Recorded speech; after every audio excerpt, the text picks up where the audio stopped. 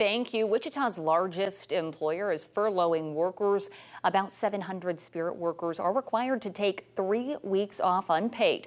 KSN's Derek Lytle spoke to an aviation analyst and a temp agency manager about what those furloughs are now faced with.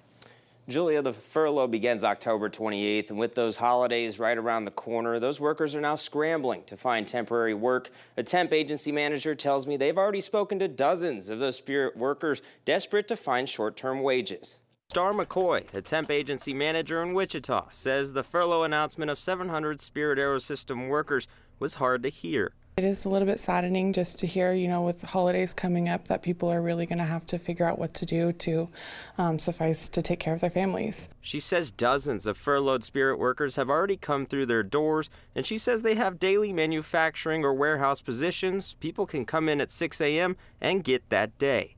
15 to 20 individuals who have reached out to us just trying to figure out what they can do because they've worked with that company for so long that they don't know what the job market's like right now. So they're scared and they're trying to figure out, how can I keep my family afloat? A furlough that senior analyst for the Teal Group, Bruce McClellan, fears is just the beginning. Starting point, we'll see where we are in 21 days. If nothing has been resolved in 21 days, then it's another 21 days.